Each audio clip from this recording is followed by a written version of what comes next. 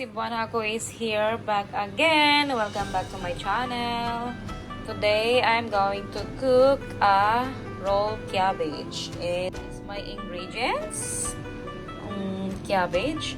Ayan, cabbage. Ayan. And then ground pork. Ayan, yung maliliit na ground pork. And of course, I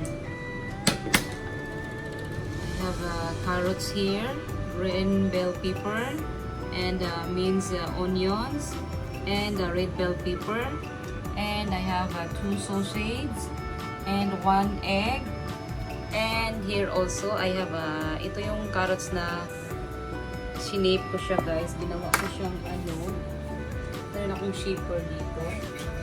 Kung meron kayong shaper, ayan, kung may ganito kayo, guys, ayan, i-ano nyo siya, i-shape nyo siya. Yung tira, huwag nyo tapon. And then, ayan, yan yung mga tira sa mga kinuha ko dito para hindi masayang. Ilagay natin sa ating ground pork. Ayan. Ito siya, pang design lang to later. I'm going to use this as a design later sa ating pang plating na mamaya. And then, kailangan din natin ng salt and ground black pepper and yung panglasa natin, yung seasoning natin. Kung anong meron kayo dyan, pwede. Kung meron kayong magic sarap, kung anong meron kayong seasoning, pwede. And then, ang first step na gagawin natin is magbo-boil tayo ng water at iba-blance natin ang ating cabbage. Ayan.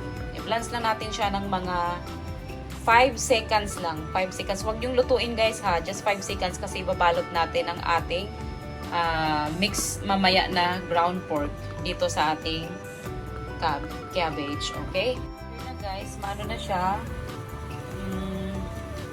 Dito.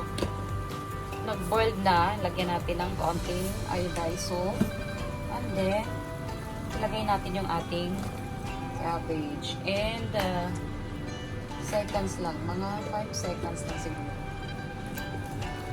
Basta lumambot lang siya ng konti, pwede na natin siyang hanguin. Guys, malambot na siya, guys. In 5 seconds lang, guys. Ganito ang mangyayari ng ating cabbage. And then, patay na natin yung ating apoy at hugasan natin siya sa malamig na tubig. Let's wash this one into a cold water. So here na, guys, nahugasan ko na ang aking, I already washed my cabbage into cold water. And then, let's proceed sa ating next step. Imimix natin ang ating ground pork, ang ating mga ingredients. Ilagay natin ang ating mga ingredients. The minced onions, the red bell pepper, and the green bell pepper, and the carrots. Imimix lang natin siya dyan. Let's mix lang.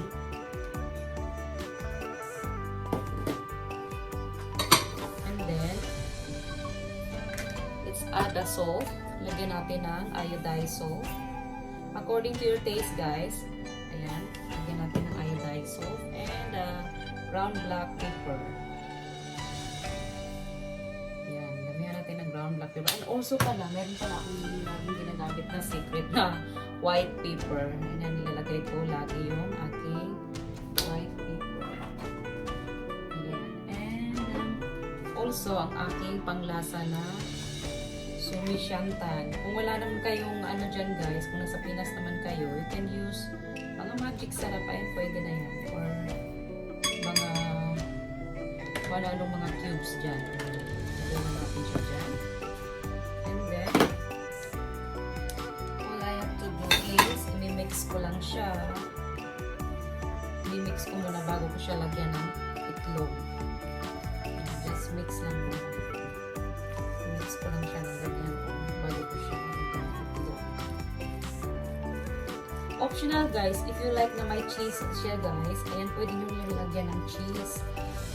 Kaso lang, sabi ng anak ko, wag daw lagyan ng cheese ngayon. Minsan, favorite niya na may cheese sa ilalim. Ngayon daw, wag ko daw lagyan ng cheese. Nagre-request eh. Kaya, ayan. Just mix lang, guys. Then, pag na-mix nyo siya, lagyan natin ng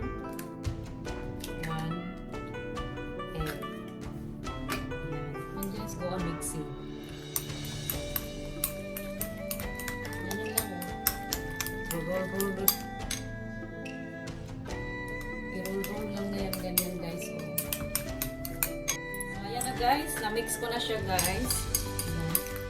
Look at that. Ganyan na siya. I-roll ko lang siya ng ano.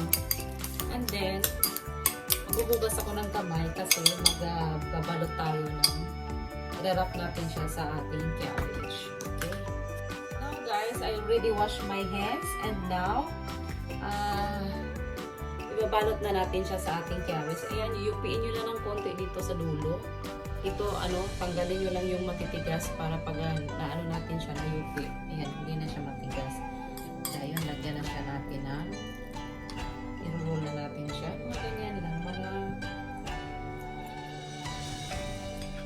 1 spoon and a half lang siya guys. Ganun lang, lagyan na natin siya ng ganyan. Para makita nyo yan. Ganyan. Tapos, yan, i-roll lang natin siya ng ganyan. Ganun lang ka-simple. Yan. Tapos, ano natin sa dulo.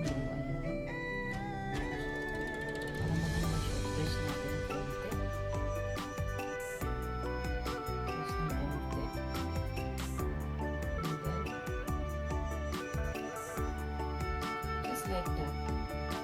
Ganyan lang siya guys. Ayan. See that? Ganyan lang siya. Tago nyo lang dito sa may loob. Tapos, lagay natin siya dyan. And then, same procedure sa ating next na depende sa gaano kaliit yung ating cabbage. Depende sa gawin na natin na parang maroon lang talaga siya. Same procedure lang ating gagawin. Ayan, i-roll natin siya. Then, press dito sa may gilid. Press lang natin yung gilid-gilidan. And then, ganun lang. Siguraduhin lang natin na hindi lumalabas ang ating karne. Ayan. Ganyan lang siya kasimple. Like that. Ayan, tago lang. And same procedure again.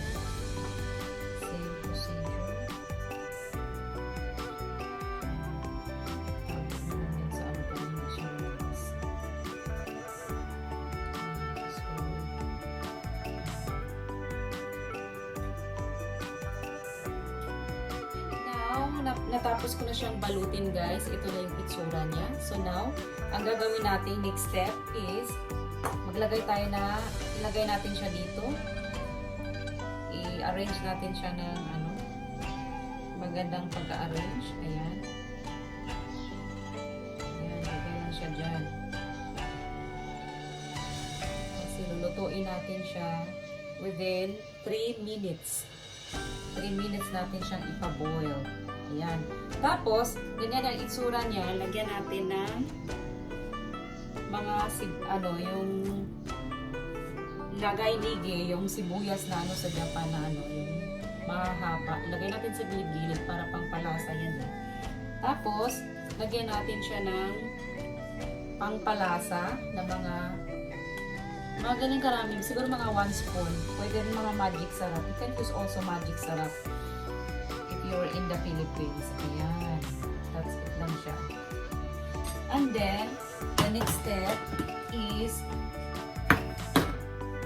lagyan din natin siya ng paminta. Ayan.